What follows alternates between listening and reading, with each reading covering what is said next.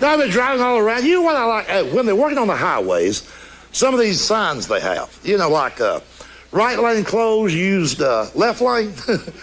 The second part of that sign insults my intelligence. Does the highway department think if they had a sign that just said right lane closed, that there would be thousands of us parked on the freeway going, what do we do? I mean, and some signs we don't need, some we don't even need, like the one that says road narrows. We don't need that, because we would just know. We go like, the road just got narrow. You know why they put a sign there? So some idiot won't turn to his wife and go, honey, I believe our car just got wider. But it's better than flying. Anything driving. There's no rest areas at 30,000 feet, as long as you don't drive with somebody who don't know how to drive. My relatives, my family, they can't drive. My friends can't drive. I'm the only one that can drive and read a book at the same time. Because, we all got crazy relatives. I got one relative who drilled himself to death. He had this high-powered Black & Decker drill, and he's going to put the screw back in his cowboy belt buckle. I told him, I said, I think I'd take that belt off first. He said, don't tell me how to use my drill. I said, okie dokie. He gets about halfway through and sneezes. He'd have been all right, but while he's waiting on the paramedics, he backed it out.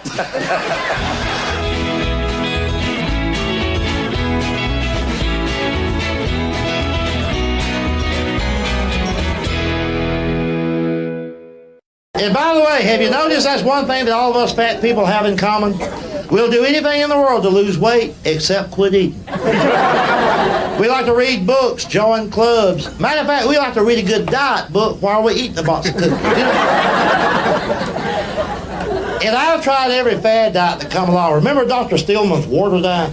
You had to drink 14 glasses of water every 24 hours. I lost 2 pounds the first day. My bladder fell out.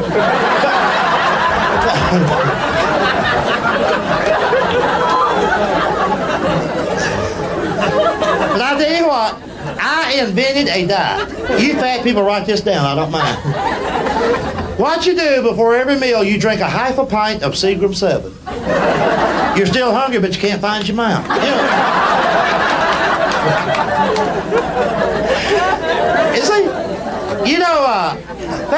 Fat people will eat anywhere. I hate it when they eat in bed. It's nighttime, you take a shower, you crawl between the sheets, and there's tater chips in there. But see, when it comes to being overweight, we all become hypocrites. In other words, it's all right to be fat, but it's not so all right to date a fat person. That makes us hypocrites. And I know, I used to date a fat woman. Oh, Lord. Just so you'll know what I'm talking about.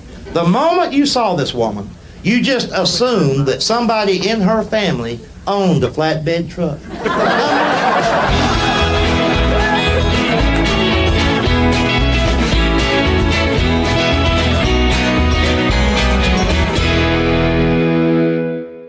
Oh my, see, you gotta learn to have a good time every day.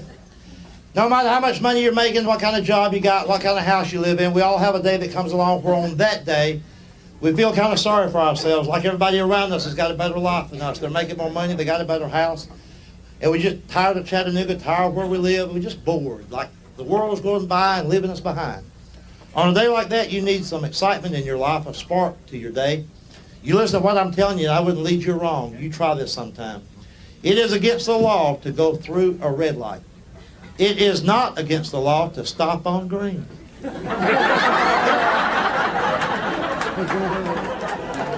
I do that every once in a while. Oh, it's chaos. See, they didn't think anybody would ever do it. There's no law on the books. The policeman's going to pull you over and he's going to say, hey, you stopped on green. And you can say, yeah, I know. Have a good day.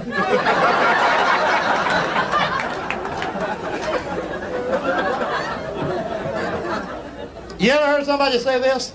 I'm out of work, I don't have any money, I can't go anywhere, but I still like to see other people have a good time.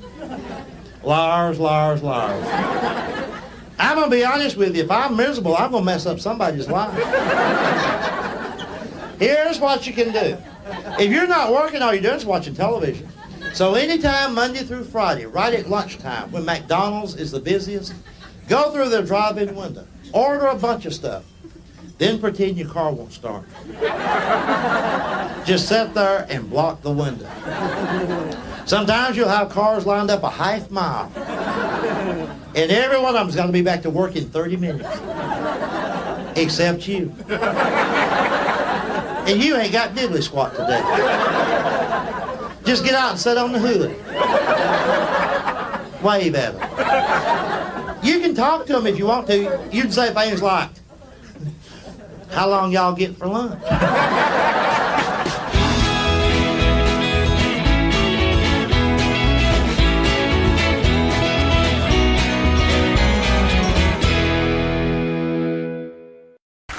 We got all these new words now that ain't working. Therapy, counseling. Yeah, my daddy took me to counseling, all right. How about this, bonded? Ain't that a new word? Bonded. It works like this. You're 35, your dad is 60. Have you bonded? Have you bonded?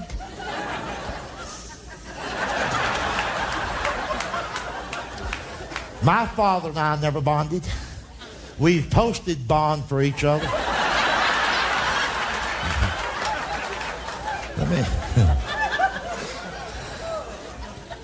Let me tell you guys something. And here's how you know whether you got a good relationship with your dad. Think back when you was like 16 or 17 and you was dating somebody you was wanting to impress and you didn't want to drive your old piece of car on the date. So you kept begging your daddy to let him let you use his car. And you said, if you'll let me use your car, I won't drink. Liar, liar, liar. So he finally gives in and lets you use it. And you're almost home free. It's 2 o'clock in the morning. You dropped her off somewhere. Said, I'll be back. I'll get this car home. But just before you get home, the cops pull you over, take you in for driving under the influence, and tow your daddy's car. You're scared to death. You know your daddy is going to whoop your ass. You know he is. You've never been as scared in your whole life. You dread calling him. But even though you dread it and you're scared, it never occurs to you to call anybody else but your daddy. You tell the guys he's fingerprinting you down there, well, hurry up, I need to call my daddy. He'll come and get me. And here's what happens. Next thing you know, the years always go by quicker than we would like for them to, and you're 35 or 36. You got a family of your own. It's late Friday evening. You've mowed the grass. You got a cold beer in your hand. You settle down to watch a ball game, and the phone rings. And it's your dad. And his ass is in jail.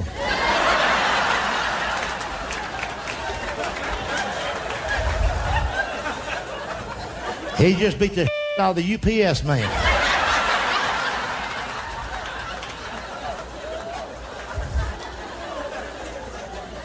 He had told that driver once before, if you back on my wife's flower bed one more time.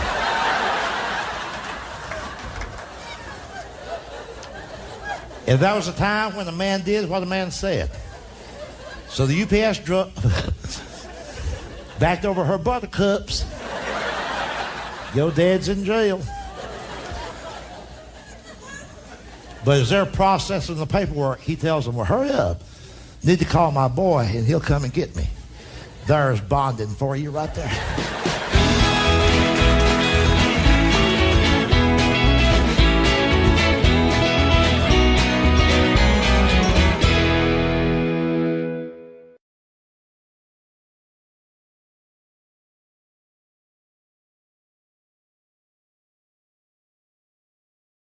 And I know, being average Americans, every day of your life, this thought goes through your mind at least once.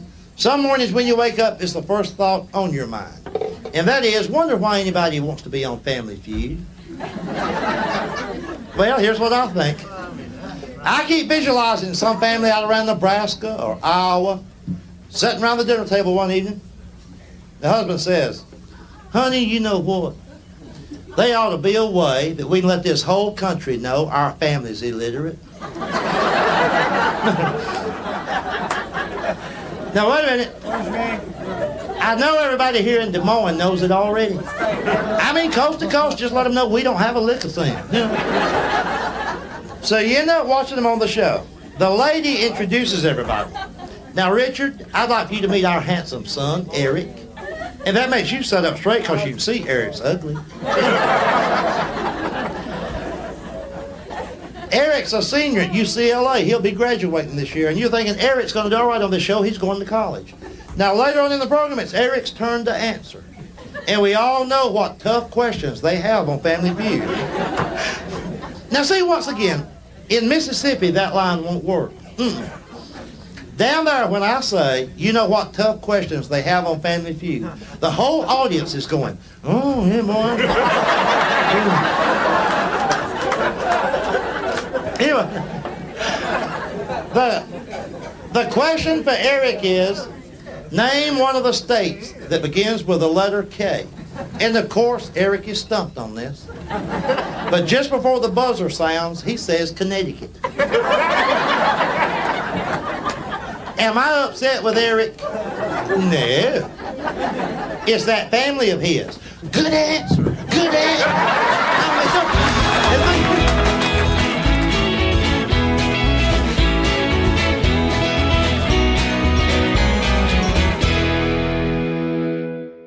Here's how ridiculous that health craze is getting. There's a lot of guys, maybe some guys in this room tonight, who actually have a membership at a local gymnasium. A membership that they bought. They bought it. They damn bought it. I know one fool that had it financed. He's making payments on it. These are grown men. They keep a membership card in their wallet. They have to show that to get in. Look, I'm a member. Can I come in? Like the rest of us is going to be trying to crash a damn gym.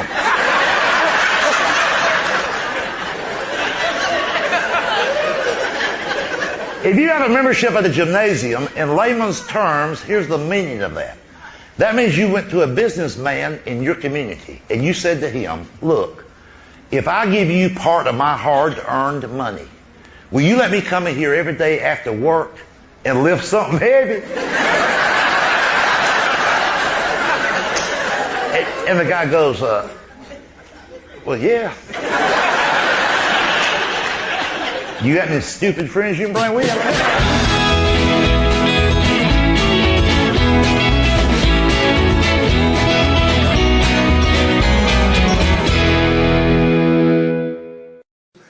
But I got this theory I've come up with after a lifetime of watching news coverage or tornadoes. I believe there's a conspiracy to make those of us who live in tornado country to look ignorant on TV.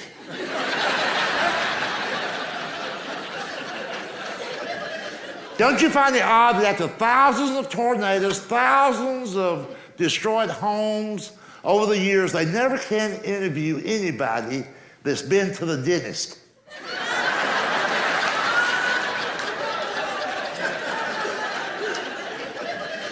You have never seen on the evening news a tornado victim from a trailer park in a three-piece suit, a monogrammed shirt, going, yes, this was rather devastating. A tree fell on the Lexus, and there's quite a bit of rubble in our hot tub. I believe with all my heart that when a tornado hits, the news director at the local TV station, he tells his reporter, get out to the trailer park and interview a dumbass.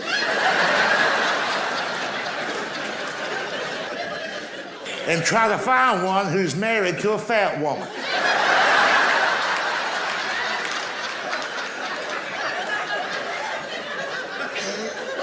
And hey, listen, have you noticed that everything's destroyed except for the produce sign? And the camera zooms in on that. Tomatoes for sale, spelled with an R. 45 cents a pound or 2 pounds for $1.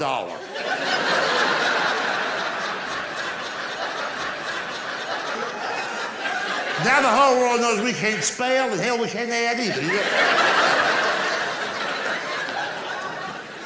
And here's the couple they interview. The husband, the head of the household, he's always real sickly, anemic looking, real frail, like 112 pounds. 108 without the belt buckle.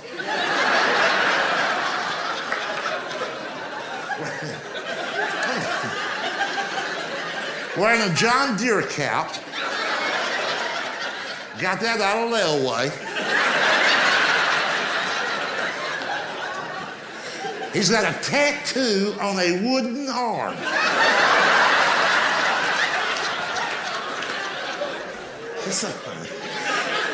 He saw a sign at the mall, tattooing while you wait. He said, hell, I ain't gotta wait.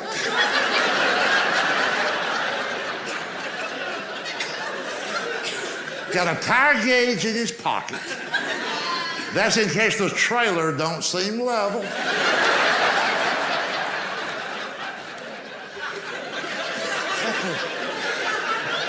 And he's wearing a key ring with 2 pounds of keys. What the hell is that all about? There's only 3 doors in this man's life. Truck, trailer, and tool shed. Now there it says next to his wife. His wife, God bless her, weighs 400.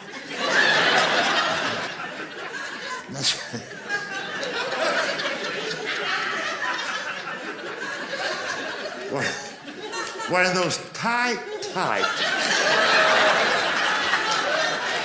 polyester pants.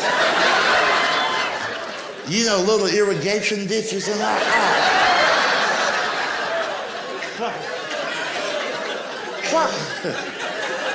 Why do they wear that? Don't they know how that looks? I know they're fat, but hell, they're not blind.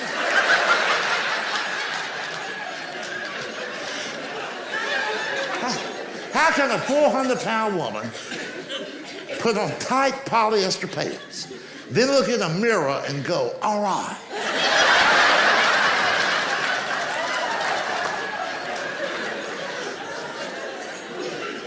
And she's always wearing...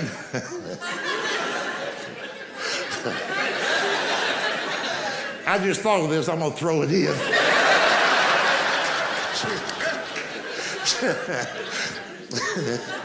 She's always wearing flip-flops.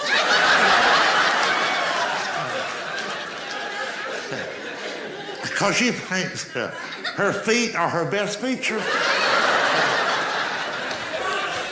And sadly, she's right about that.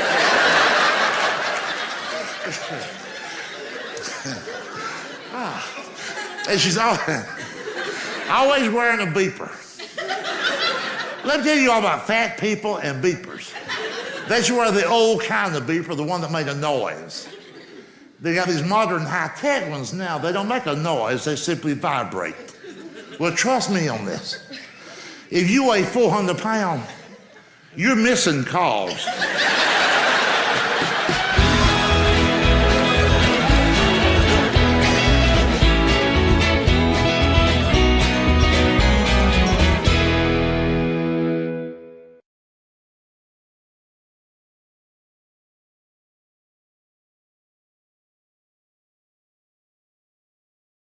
This is going to remind you of somebody you know. If they're no longer with you, it'll bring back good memories to you. Maybe your favorite aunt, your grandmother. You're the ones that you saw. Well, if you didn't see them on Sunday, you'd see them on special occasions. You know, Christmas Day, Thanksgiving, somebody's birthday. The big, wide, fat, overweight relative. The one we love so much. Get up from the supper table. First of all, though, everybody else is already up from the table. They're in the living room. She's still in the kitchen. And she would just yell to the next room. I'll be there in a minute. I'm just going to get a biscuit and sop this up.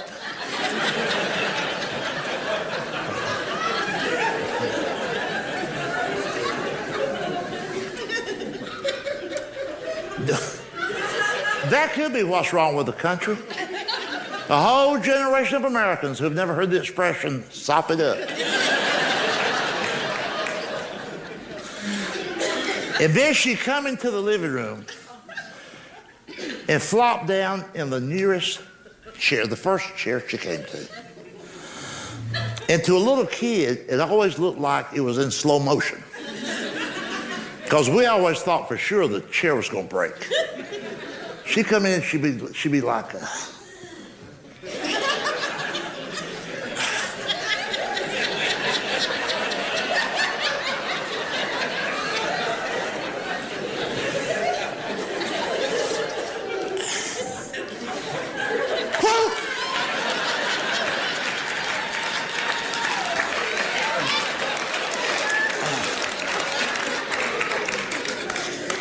oh, Lord.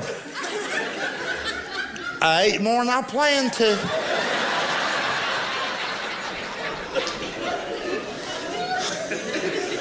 I think starting tomorrow, I'm going to go on some kind of a diet. Well, no, I can't tomorrow. Hell, we're going to Cracker Barrel tomorrow.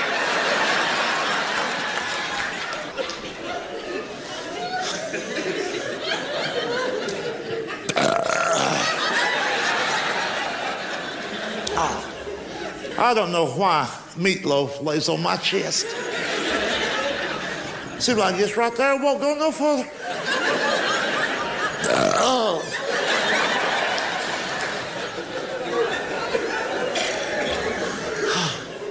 Oh, I wish Nana brought my gas pills.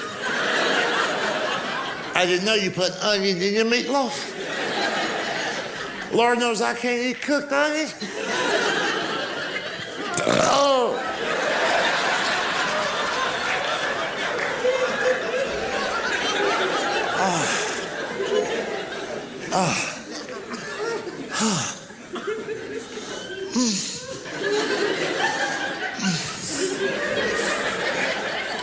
You know, I could have a hiatal hernia.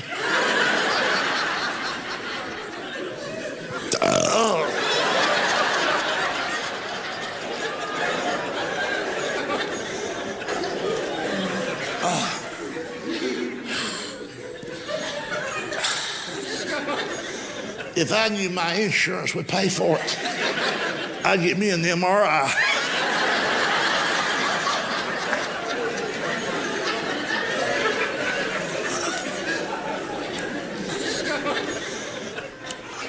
Because sometimes the x-ray don't show everything on fat people.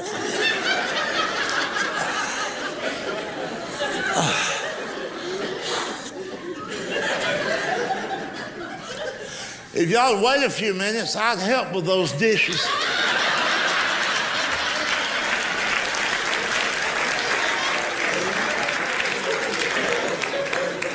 I just feel so lightheaded. I bet you my blood pressure's up. I had no business eating all that salt. Oh.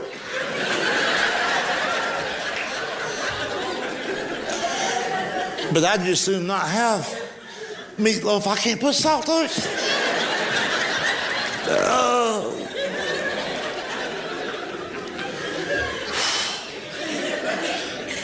I tried some of that no salt, but it just didn't taste like salt.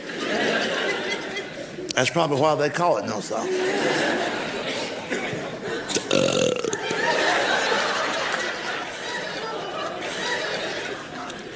Whew. Is it hot in here or is it just me? I swear I'm soaking wet.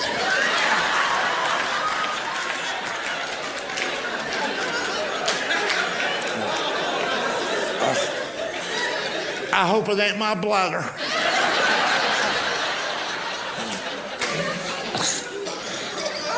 Oh, I'm stuck to the chair.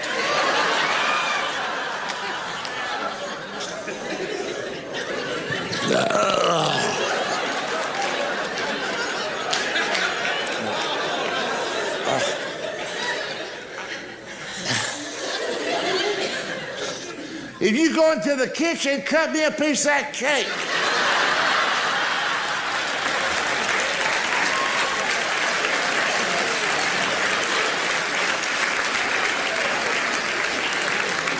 Just a little piece. I've cut way back on my sugar.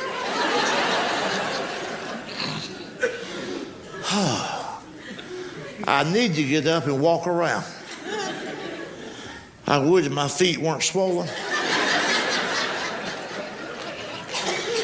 I don't know what causes that.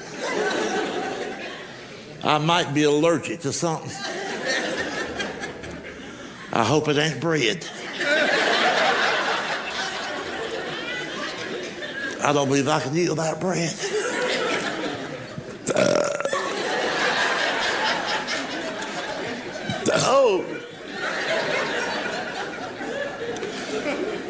Oh, I hope I feel better before supper.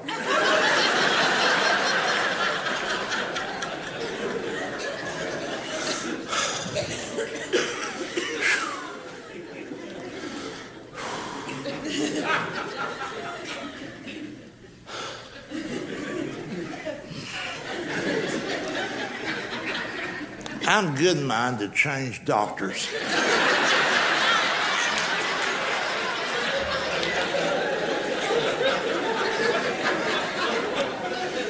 The one I'm going to now ain't doing me no good.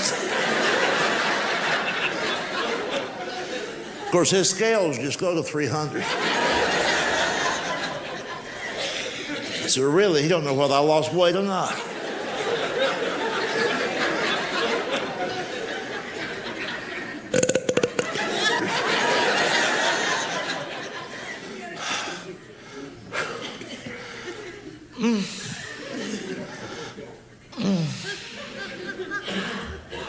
Don't throw that cornbread out. I'll take that home with me. Because Lord knows I don't feel like cooking.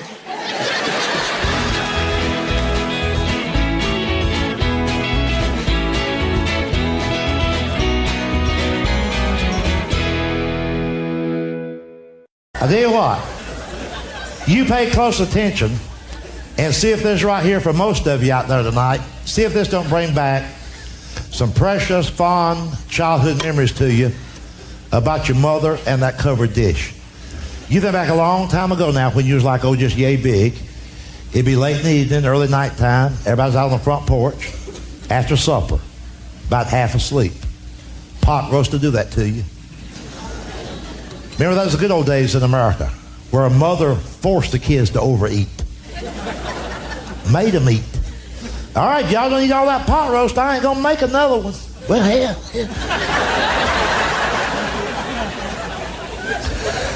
Do you remember this?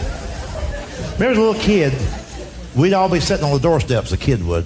All the grown folks could spend an hour discussing among themselves the last time it came a good rain. To a small kid, that never made no sense. But we couldn't say nothing back in those days. You couldn't back talk your folks. But they'd be sitting on the front porch, somebody would go, boy, we sure could use a good rain. Hell, it ain't rained real good since that last Friday in May. Somebody's going, no, hell, it's rained since then. No, I'll tell you how I know. They're Friday before Memorial Day. Memorial Day is last Monday in May. Friday before that, my car broke down on I-20. Had to walk 3 miles to the payphone. I got soaked.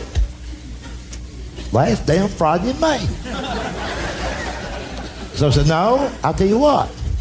It rained the second Saturday in June. Reason you don't know, you was in jail that weekend.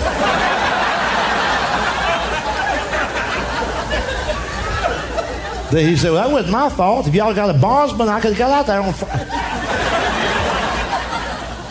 Then somebody else will say, well, anyway, we need rain. Well, yeah, I didn't say we didn't need no rain. And then our little hearts as children, we were sitting on the doorstep thinking to ourselves, who gives a rat's ass when it rains?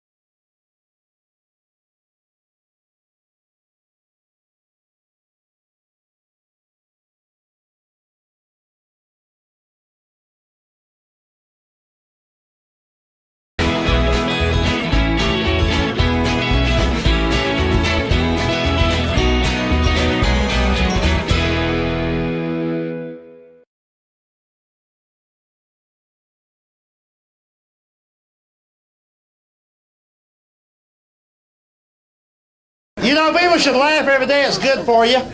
The problem is you can't go out and see a comedian every night of the week. You people have got to learn to amuse yourselves. And I'm going to give you a couple of tips.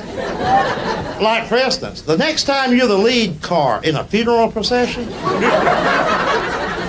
make a wrong turn. Oh, what the heck? Lead everybody through a car wash. Hot wax for the bereaved. They like that, you know. And my favorite thing, you can do this anytime. The next time you're in the supermarket, put things in other people's buggy when they're not looking. And then get behind them in the checkout line. I swear, you'll see them, they're just like this, like.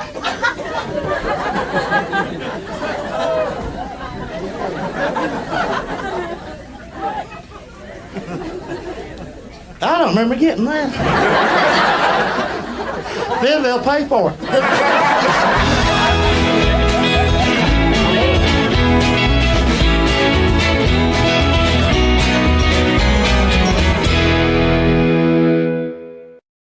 Let me tell you folks about global warming, especially you younger folks out there. Don't worry about it.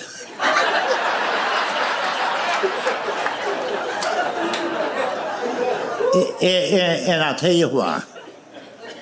Just trust me on this.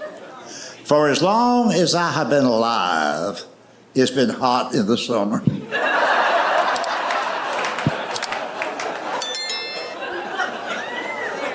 And this right here is almost unbelievable. Some summers have been hotter than others.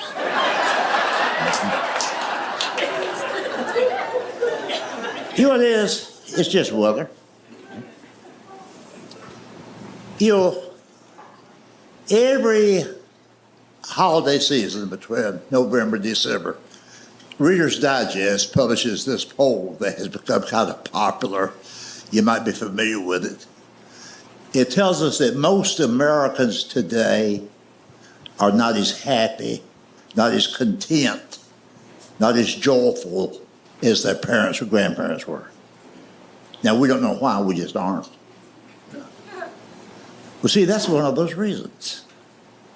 As the years have gone by, we've been conditioned or conned into worrying about things we should never worry about. As an example, regardless of your age, of you folks in the audience tonight, whether you're in your 30s, 50s, or 70s, when we were this little, the people who raised us at that time, the phrase climate change did not exist. The phrase global warming did not exist. Well, since those terms did not exist, whether it was your grandmother or your father, here's how they would describe the weather. It'd be like,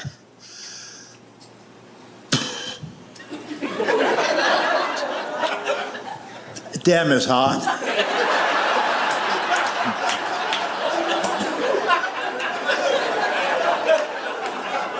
And then just go to work. It was a 3-word conversation. Damn, it's hot. But not us, okay? Like last August, for example, it was 1 degree hotter than the previous August. They're already predicting that this coming August could be the same thing, another degree hotter. Yeah. It looks like planet Earth is getting hotter and hotter. At that rate, planet Earth won't even be around after another 100,000 years.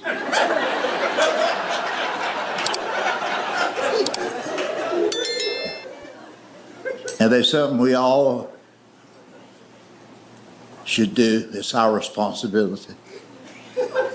Adjust a thermostat. Drive smaller cars. And we should all put 4 semi-trash cans in a little tiny kitchen. We all should recycle. Separate the paper from the plastic and the plastic from the cans. Separate all that from the food scraps from the table. And for goodness sakes, folks, please, please, please quit sucking on those plastic straws.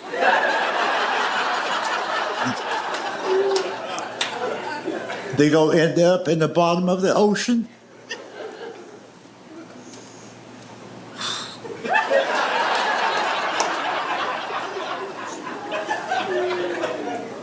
That's a heavy burden to carry around. Ah, damn.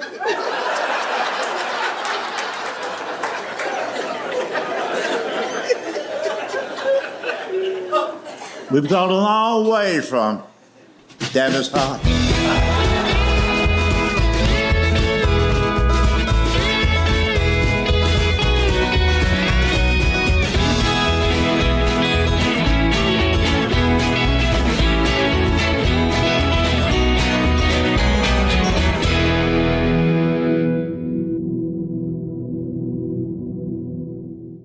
And listen, think about this.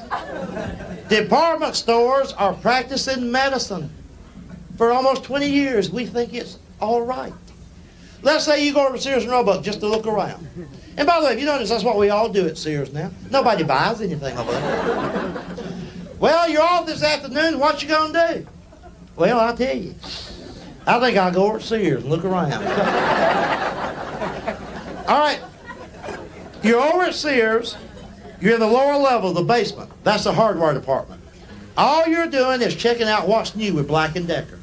You ain't gonna buy nothing, you just looking. Now you get ready to leave. You go around the lawnmowers. Well, let me interrupt this a minute. Lawnmowers. On every lawnmower you've ever seen, not a sticker, not a label, embedded, molded into steel so you can't ever erase it. It says, keep hands and feet away from blade. You know what that means? Sometime in the past, some nut has said to his wife, honey, come here, let's trim them toenails of yours. Anyway.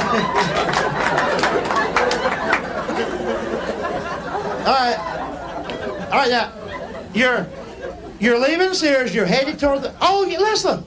You know what else you do while you're there? You always take time to look at that 72-drawer tool chest. Every Sears store has one. They've never sold the darn thing. Nobody wants it. It weighs a ton and a half. Where would you put it?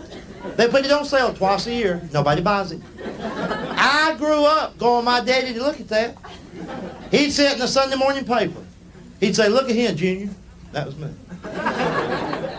I see Sears has got that 72-drawer tool chest on sale again. You want to go over there after dinner and look at it? I'd say, yeah, I'll go with you over there. See, I guess that that's what's really wrong with this country today. Sons don't go with their dads to look at toolboxes no more. I bet you that there's some of you in here that never went with your daddy to look at paneling. See? My dad didn't need no paneling. He just liked to look at it. He'd sit in the paper on Sunday morning. He'd say, look at here, Junior.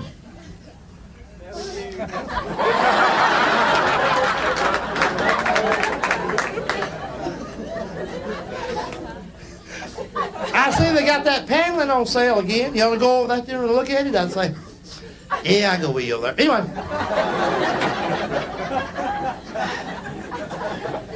And I'll tell you something else, too. I'm going to see my dad again Monday. If he wants to go look at something else, hell, I'm going to go with him. You ain't got but one daddy, you know. All right, now, we're still in that Sears store, ain't we? We got to move along. Now, all right, you're leaving Sears, headed toward the door. On your way out, you bump into an optometrist. Listen to me, there's an eye doctor working in the basement of Sears. Don't you know that his mom and dad are real proud of him? Think about his parents. They're the ones that mortgaged the house, cashed up the life insurance to educate this twerp, hoping someday to brag on him. Hey, George, That son of yours, the one went to college for 13 years. Where's he working now? Sears.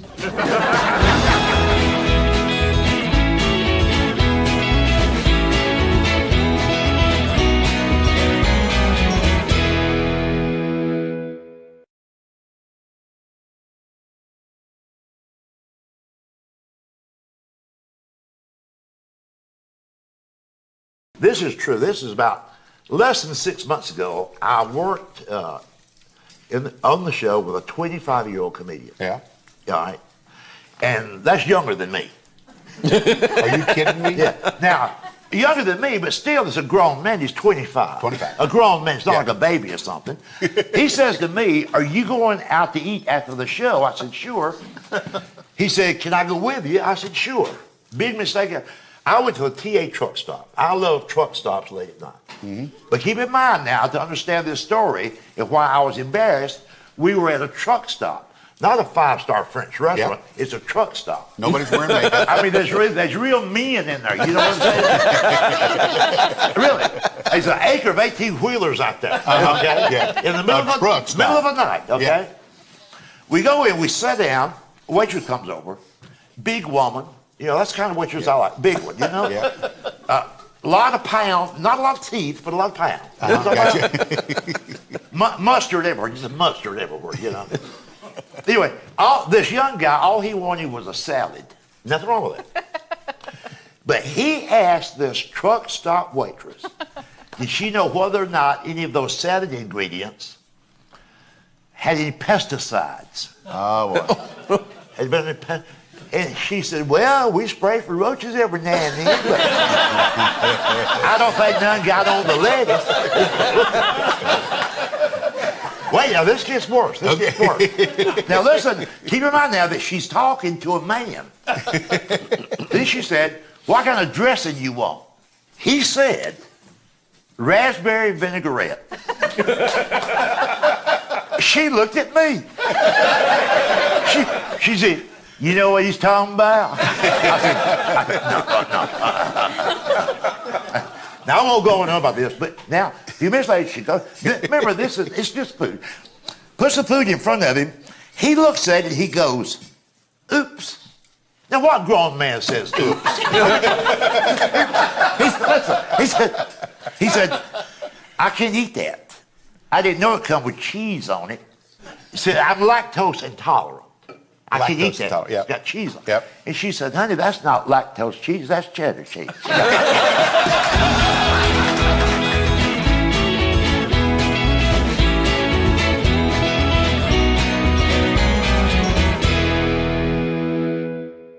Bubba, let me tell you what my definition of an intellectual is.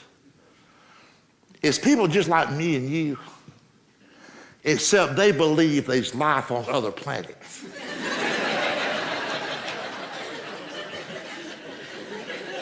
Even if they don't believe it, they act like they do. See, people with common sense like you and I, we know there's no life on other planets. It's just us.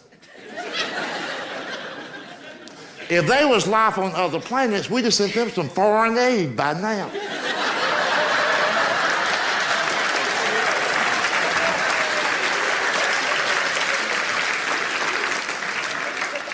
And see, I'll get back to what I was talking about. Let me take a detour here. And I know there's a lot of you in the room right now who you genuinely believe that there's a life form out there more intelligent than us. Because if you believe in UFOs, that's what you believe. Because a lot of people believe in that we've been visited by UFOs. They hang around for a day or two and go back. I mean, come on now. We've been tracking them since 1947. Don't you find it odd that these super intelligent beings have the technology to go tens of millions of miles from wherever they're at down here to visit us, hang out for a few days, go back, never refuel or nothing, and nobody notices them? Now let's just look at that practically. Let's say that there is life on other planets. Right? And they've promised their kids a trip. It's a long weekend coming up. Oh, let's say Labor Day. And they say, hell, we'll go to Earth. And they're out in the driveway loading up the spaceship with the stuff they'll need. Bucket of chicken, tater salad, fuzzbuster. Well, you know they're going to be speeding. And the dad says to all the kids, all right, kids, if y'all got to pee, you better pee now. I'm not stopping every planet we come to. And they take off and they come all this way. Don't you think just once, since 1947, just once, wouldn't they have landed maybe in Orlando, seen Disney World or something? Times Square, the Grand Canyon, but no. They always land next to a hog pen in Arkansas.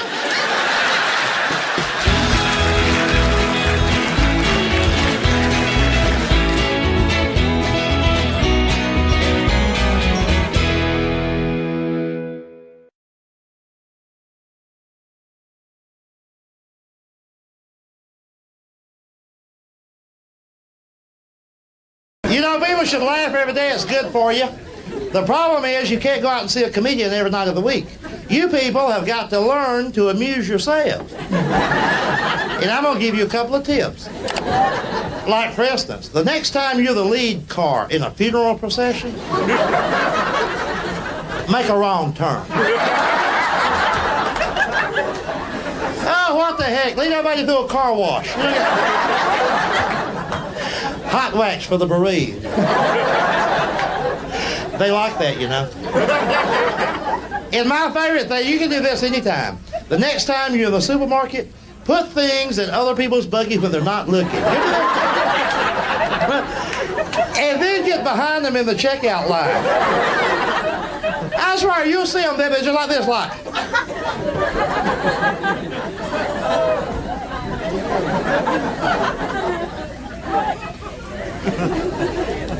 I don't remember getting that. Then they'll pay for it.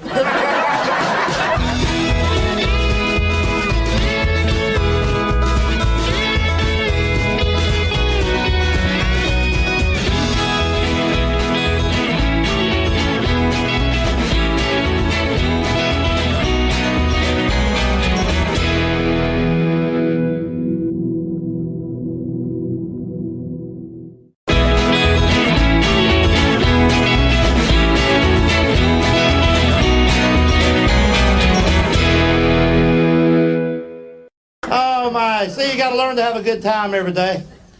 No matter how much money you're making, what kind of job you got, what kind of house you live in, we all have a day that comes along where on that day we feel kind of sorry for ourselves, like everybody around us has got a better life than us. They're making more money, they got a better house, and we're just tired of Chattanooga, tired of where we live, we're just bored, like the world's going by and leaving us behind. On a day like that, you need some excitement in your life, a spark to your day. You listen to what I'm telling you, I wouldn't lead you wrong. You try this sometime. It is against the law to go through a red light. It is not against the law to stop on green.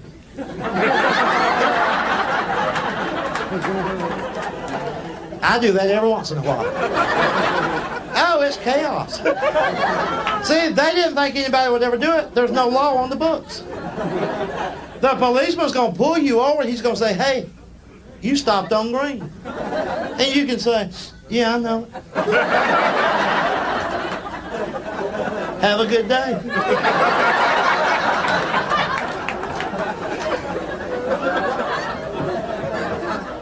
You ever heard somebody say this? I'm out of work, I don't have any money, I can't go anywhere, but I still like to see other people have a good time. Liars, liars, liars. I'm going to be honest with you, if I'm miserable, I'm going to mess up somebody's life. Here's what you can do. If you're not working, all you're doing is watching television. So anytime, Monday through Friday, right at lunchtime, when McDonald's is the busiest, go through their drive-in window, order a bunch of stuff, then pretend your car won't start. Just sit there and block the window. Sometimes you'll have cars lined up a half mile, and every one of them's got to be back to work in 30 minutes. Except you. And you ain't got diddly squat today. Just get out and sit on the hood.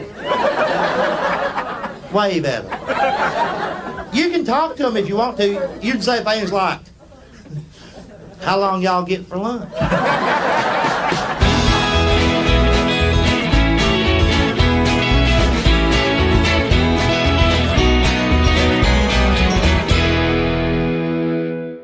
You know what we got now, what I think? It's what I call the pass the law generation. The pass the law generation. It's a whining. There's no, I ain't talking about the male species, they'll always be around. But men, as my father was, and as your father was, you know, we got the young generation of men coming along. This Phil Donahue Oprah syndrome got to them. You know, these non-smoking, granola munching, anemic looking, limp-wristed house husband sons of This is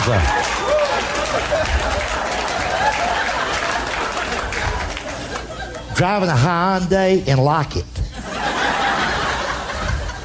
Love to go to the mall and pick out drape patterns.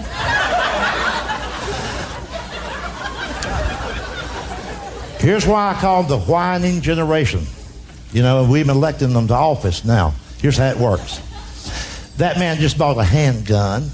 Pass the law and make him stop. That man just lit a cigarette. Pass the law and make him stop. That man just got on a bicycle without a helmet. Please pass the law and make him stop. That man just told an ethnic joke and it hurt my feelings. Could you please pass the law so he can't do that no more? Here's what got me on the subject, these curfew laws. As I travel from city to city, one after another are enacting curfew laws for teenagers. And here's the sad part, is that most adults, by the surveys they conduct, most adults now support curfew laws for kids. I don't. It scares me to death. For 70 years, when the Soviet Union had curfew laws for its private citizens, and let's define what a curfew law is. That's a form of government telling a private citizen what time he has to be back in his own driveway at night. Well, when the Soviet Union had those laws, and we still had men in this country, we would have gone to war over that. And now we got this young, wimpy, weak generation. They can't take care of their own damn 13-year-old kid. They want the mayor to do it. Ah, damn. It just, you think,